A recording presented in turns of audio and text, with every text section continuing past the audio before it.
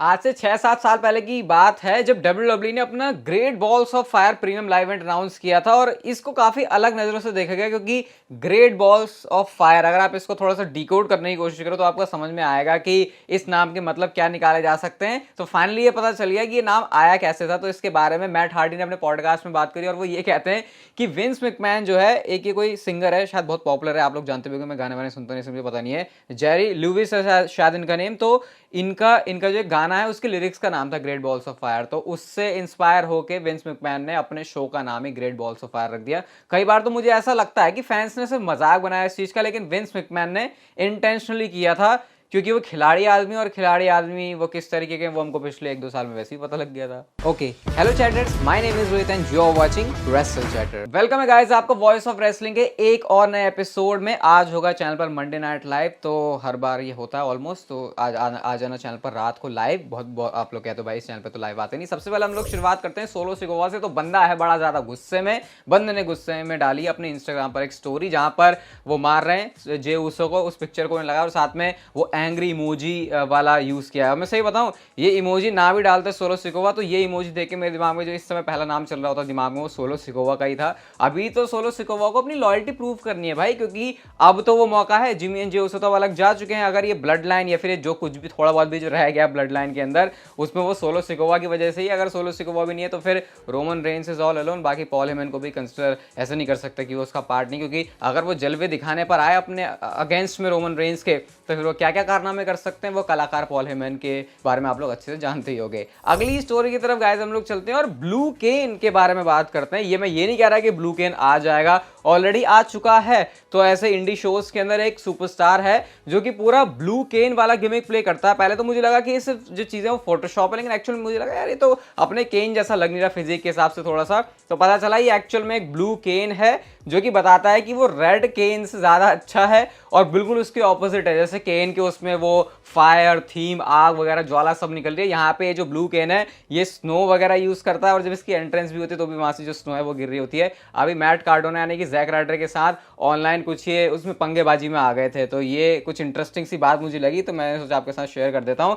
एक जैसे WWE में गोल्डबर्ग का है ना सस्ता वर्जन गिलबर्ग है, तो वैसे करके शायद WWE ब्लू केन को आगे इंट्रोड्यूस कर सकती है, क्योंकि एटलीस्ट सोशल मीडिया पर तो जो थोड़ा बहुत एक्टिव है ट्विटर पे वो जानता है कि ऐसी कुछ खिचड़ी तो पकड़ी है। बाकी अगर आप एक्टिव नहीं हो तो यार ट्विटर पे आके मुझे जरूर फॉलो कर लेना। ये हो गया मेरा सस्ता सा प्रमोशन। हम चलते हैं अपनी अगली स्टोरी की तरफ। और भाई मैं सही बता रहा हूँ, समर स्लैम खत्म होने के बाद आपके मुंह से वाह ना निकल जाए ना तो फिर क्या, फिर कुछ नहीं कर सकते। लेकिन मैं आपको बताना चाहता हूं कि जो समर स्लैम है उसकी कैपेसिटी ऑलरेडी 45,000 से ऊपर की जा चुकी है। अभी भी 3,000 के आसपास जो टिकट्स हैं वो बिकने बाकी हैं। और WWE जहां पर ये शो अपना करवा रही है डिट्रॉइट से, वहां पर अभी भी पूरा उन्होंने स्टेडियम यूज नहीं किया है। मतलब कि वो चाहें तो और सीट्स ओपन कर सकते हैं। तो अगर बिक्री और अच्छी हो रही है टिकट्स की, जो कि लास्ट में होती ही है, वो तो भाई सस्ते शोज की भी हो जाती है, तो आई थिंक इसकी तो अच्छी होनी चाहिए। तो ऐसे में फिर WWE और जो टिकट्स है और जो अटेंडेंस है उसको बढ़ा देती है। अब इससे क्या हमको पता चलता है, जब WWE को ऐसे लगता है कि भाई शो को ज्यादा लोग लाइव देखने आए हैं तो वो जबरदस्ती भी बड़ी बड़ी चीजें उस शो में घुसा देती है, जो कि उन्होंने शायद बाद के लिए भी बचा कर रखी थी। तो समर स्लैम डेफिनेटली अगर आप रेसलमेनिया के बाद देखो तो बैकलैश पुर्तो रिको में था, अटेंडेंस वहां पर कोई इतनी ज्यादा भी नहीं थी लेकिन अलग जगह में था इसलिए वो हो गया। और उसके बाद से हम जो भी शोज देख रहे हैं, चाहे वो नाइट ऑफ चैंपियंस हो या फिर अभी मनी इन द बैंक हो, कैसे इतने स्पेशल हुए अपने आप में, हर किसी की अलग फील थी। तो अब तक की सबसे ज्यादा कैपेसिटी वाला शो तो रेसलमेनिया के बाद समर स्लैम है। तो अब आप लोग सोचो क्या WWE यहाँ पे डिलीवर कर सकती है। और भी जो सीट्स है 45,000 से ज्यादा, ऑलमोस्ट अभी 48,000 के आसपास जो सीट्स है वो ओपन है, तो आगे जाके मामला बहुत खतरनाक और भयंकर हो सकता है समर स्लैम के लिए। रोमन रेंस के बारे में बात करते हैं तो रोमन रेंस के बारे में मुझे लगता है एक जेंटल रिमाइंडर है आप लोगों के लिए शायद, लेकिन एक अपडेट है कि अभी भी करंटली WWE कोई ऐसा प्लान नहीं कर रही कि रेसलमेनिया 40 से पहले रोमन रेंस के पास से अनडिस्प्यूटेड चैंपियनशिप ली जाए। WWE का प्लान स्टिल है रोमन रेंस को रेसलमेनिया में एज चैंपियन ही लेके जाना, और मेरे ख्याल से यही अच्छा डिसीजन है, क्योंकि अगर टाइटल हारने का कोई सवाल पैदा भी होता है तो वो रेसलमेनिया वाली स्टेज पे होना चाहिए। लेकिन फिर यार मैं ये भी समझता हूँ कि ब्लड लाइन वाली स्टोरी लाइन या रोमन रेंस का जो पूरा ट्राइबल चीफ वाला रेन है वो रहा भी इतना अनप्रिडिक्टेबल है कि कभी भी कुछ भी कर देती है WWE। तो हम ये मान के बैठे हैं कि वो चीज़ रेसलमेनिया में ही होगी, और उसके बाद अगर वो चीज़ WWE किसी ऐसे यूजुअल किसी शो में करवा देती है तो फिर भाई बहुत बड़ा सरप्राइज होगा। पर करंटली प्लान है रोमन रेंस को रेसलमेनिया में एज चैंपियन ही लेके जाने का।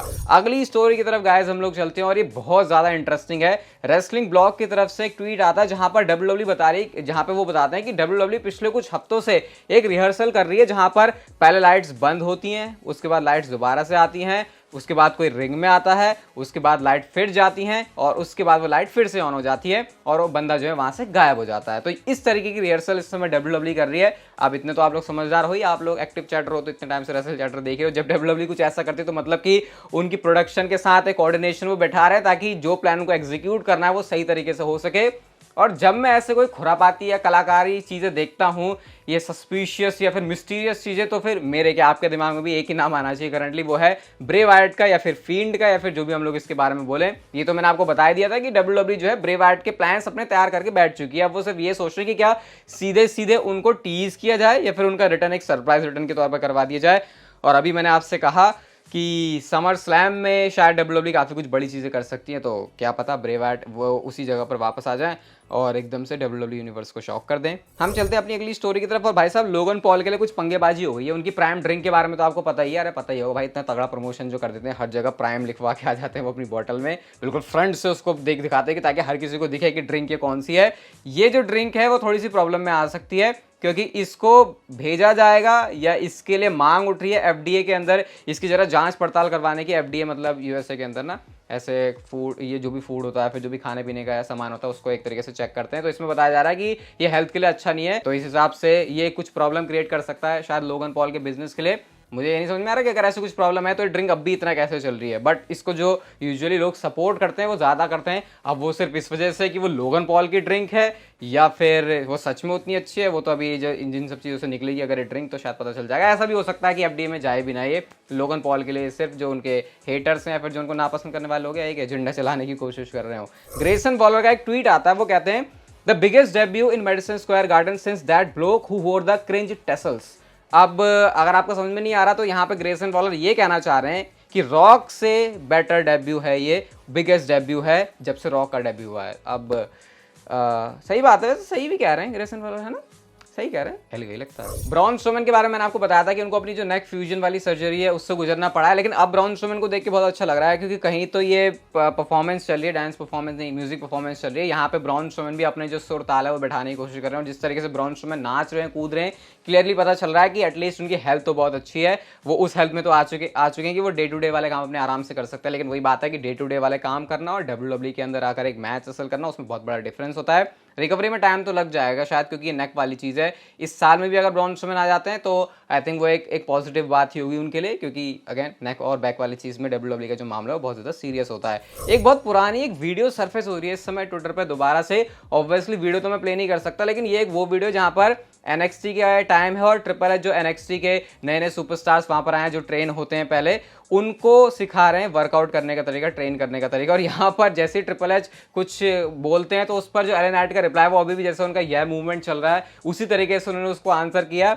और फैंस देख रहे हैं कि कितना फनी है कि उस टाइम से एलन नाइट इस चीज़ को कर रहे हैं। वैसे अपने पूरे ही ऑलमोस्ट करियर में, रेसलिंग के करियर में इस चीज़ को कंटिन्यू करते आ रहे हैं, लेकिन उस चीज़ को उठा के कि भाई 2014 की वो चीज़ और अप लग करना, ये थोड़ा सा नॉस्टैल्जिया वाली फीलिंग में डाल दिया होगा काफ़ी सारे फैंस को और इसीलिए इतने ज़्यादा वायरल भी हो रही है। भाई 11,000 से ज़्यादा इस पर लाइक्स हो चुके हैं, तो ट्विटर पे एक अलग ही चौड़ चल रही है एलन नाइट की, मैं कह सकता हूँ। कल की मंडे नाइट रॉ की गाइस अगर हम लोग बात करें तो अल्फा अकेडमी जो है ग्रेजुएशन सेरेमनी लेके आनी है मैक्जीन डुप्री के लिए। मैकिंटायर और रिडल वर्सेस इंपीरियम का मैच होगा। मुझे ऐसा क्यों महसूस हो रहा है कि यहाँ पर शायद कुछ एक सरप्राइजिंग एलिमेंट आ सकता है मंडे नाइट लाइव में जो आज होगा रात को, उसके बारे में बात करेंगे। शायद 9 बजे के आसपास हो जाएगा, 8 साढ़े 8 9 बजे के आसपास। कोडी रोड्स भी एक मैसेज डिलीवर करने वाले हैं ब्रॉक लेसनर के लिए। तो कल की मंडे नाइट रॉ में एक कुछ चीज़ें जो कि डब्ल्यूडब्ल्यूई एडवर्टाइज कर रही है समर स्लैम के लिए हाइप बनाने के लिए, ये डब्ल्यूडब्ल्यूई के पास एक बढ़िया मंडे नाइट रॉ है। हम चलते हैं गाइस हमारी आज की नेक्स्ट एंड फाइनल स्टोरी की तरफ और रोमन रेंस का समर स्लैम में जो मैच होने वाला है अगेंस्ट जे ऊसो, जो कि अभी तक ऑफिशियल नहीं हुआ है लेकिन थोड़े टाइम में ऑफिशियल हो जाएगा।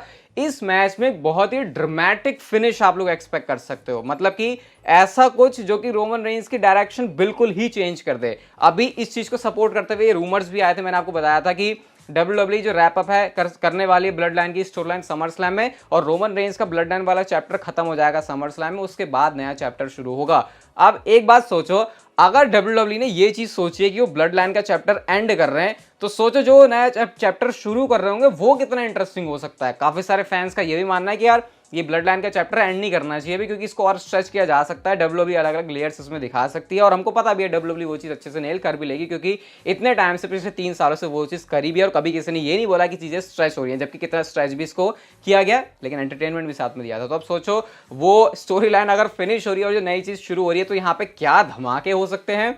बहुत सारे दिमाग में चीजें आ रही है, कुछ रिटर्न आ रहे हैं, कोई ऐसा आ जाएगा बंदा रोमन रेंज के सामने नया ही चैलेंजर की, इतना इंटरेस्ट फैंस का जनरेट होगा कि ब्लड लाइन वाली चीज के बारे में ज्यादा कोई बात करेगा ही नहीं। तो मस्त होने वाला समर स्लैम का फिनिश, ये बात तो हम लोग कह सकते हैं। अगर आपको ये वीडियो मस्त लगी तो इसे लाइक जरूर कर देना, चैनल को आप लोग सब्सक्राइब भी कर सकते हैं ऐसी इंटरेस्टिंग वीडियोस के लिए। And see you guys in my next video.